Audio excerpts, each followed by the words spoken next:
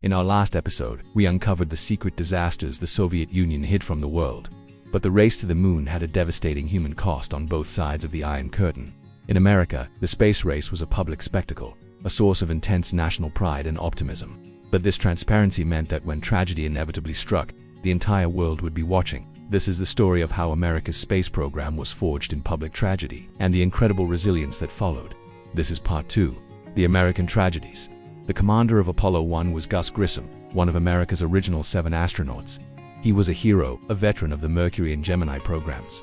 But he was deeply concerned about the quality of the new Apollo spacecraft he and his crew were set to fly. He even hung a lemon on the simulator, a tongue-in-cheek protest about the state of the command module. His crewmates were Ed White, the first American to walk in space, and Roger Chaffee, a rookie preparing for his first flight. They were the best of the best, chosen for the very first crewed Apollo mission. On January 27, 1967, Grissom, along with White and Chaffee, entered the capsule for a routine plugs-out test on the launch pad. The rocket wasn't fueled. It was considered a non-hazardous rehearsal, a full-scale dress rehearsal before the real thing. The crew ran through checklists, simulating what they would do during an actual countdown. Sealed inside the capsule atop the giant Saturn 1B rocket, but the capsule held a fatal secret. It was filled with a pure oxygen environment, pressurized higher than the air outside. This was done to mimic the conditions of space, but on the ground it created a tinderbox. In this atmosphere, materials that are normally safe, even fire-resistant, can become explosively flammable. The Velcro strips holding equipment, the nylon netting, even the astronauts' suits, everything was primed for disaster. A single spark from a frayed wire under Grissom's seat ignited that oxygen. A momentary power surge had likely damaged the insulation. In the pure oxygen, the fire didn't just burn, it exploded. One of the astronauts' last transmissions, garbled by the chaos, was a single, chilling word: fire. Another voice yelled, "We've got a fire in the cockpit."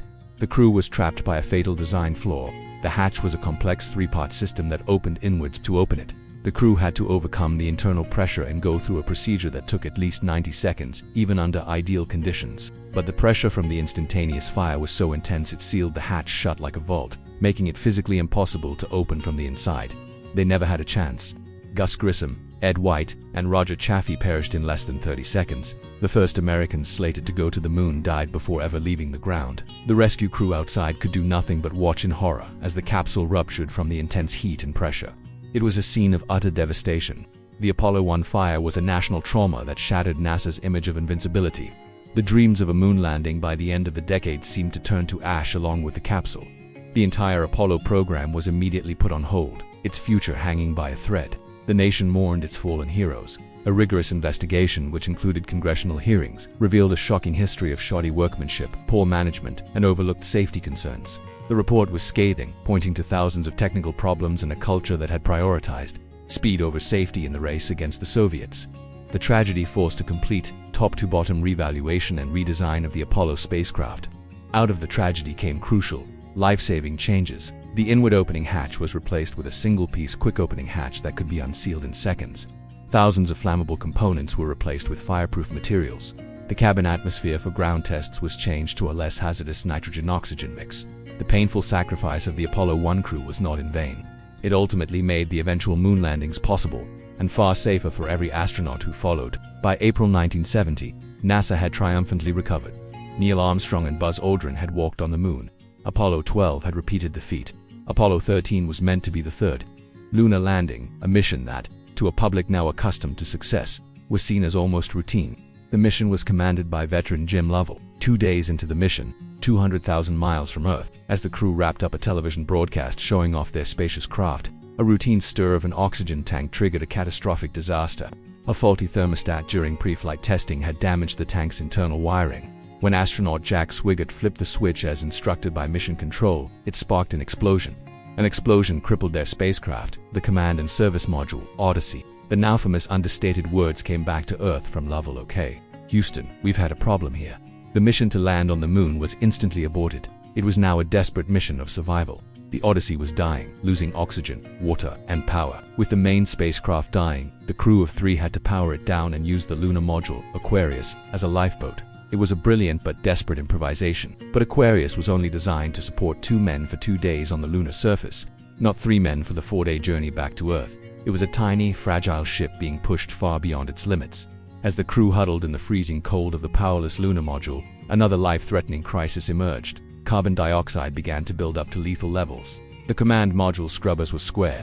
The lunar modules were round. A brilliant team of engineers on the ground had to invent a solution in real time, famously figuring out how to make a square CO2 filter fit into a round receptacle using only duct tape, plastic bags, a flight manual cover, and other items they knew the astronauts had on board.